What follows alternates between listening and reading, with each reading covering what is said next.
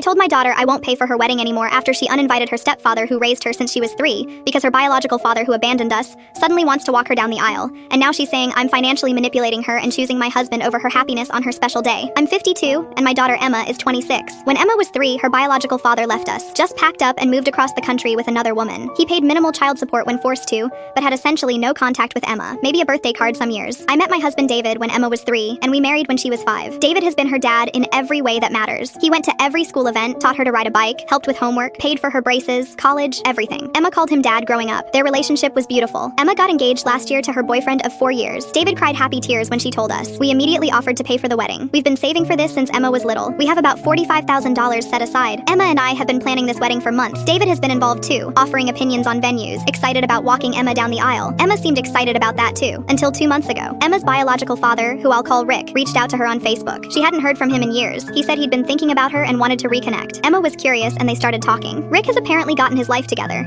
He's remarried, has a stable job, goes to therapy. He told Emma he deeply regrets abandoning her and wants to make amends. Emma started having phone calls with him, then met him for coffee a few times. I was supportive even though it brought up painful memories. I told Emma I wanted her to have whatever relationship with Rick felt right to her, but to be careful with her expectations. Last week, Emma came over for dinner. She seemed nervous. After we ate, she said she needed to tell me something about the wedding. Rick had asked if he could walk her down the aisle, and she'd said yes. I felt like I'd been punched. I asked what about David. Emma said she'd thought about it a lot, and she wanted to honor her biological father and give him a chance to be part of this important moment. She said David had already had so many moments with her, and she wanted to give Rick this one. David was sitting right there, his face crumpled. He got up and left the room. I asked Emma if she understood what she was doing. She said she knew it was complicated, but this was her wedding and her choice. I said if Rick was walking her down the aisle, I wouldn't be paying for the wedding. Emma's face went white. She said I couldn't do that. I said the money was a gift, not an obligation, and I wasn't going to fund a wedding where the man who raised her was pushed aside for someone who did nothing. Emma started crying. She said I was trying to control her with money. I said I was refusing to financially support something that hurt my husband. She said this wasn't about me or David, it was about her relationship with her biological father. I said her relationship with Rick could exist without humiliating David at her wedding. Emma said having Rick walk her down the aisle wasn't humiliating David. I said then she didn't understand what David had sacrificed and given to raise her. Emma said she wanted both of them to walk her down the aisle. I said that was a compromise, but it needed to be something David agreed to, and she needed to talk to him first, not spring it on him. Emma tried to talk to David. He told her he needed time. Then Emma came back to me and said she'd decided she wanted just Rick to do it, that having both would be awkward. I told her again I wouldn't pay for the wedding under those circumstances. Emma said I was choosing David over her. I said she was choosing a man who'd been absent for 23 years over the man who'd been her father for 23 years. Emma's fiance called and said I was being unreasonable. Emma's friends are posting vague things about toxic parents on social media. My sister thinks I should pay anyway because it's Emma's wedding. David says it's my decision, but he's heartbroken. Emma sent me her budget showing she can't afford the wedding without our money. Am I the asshole?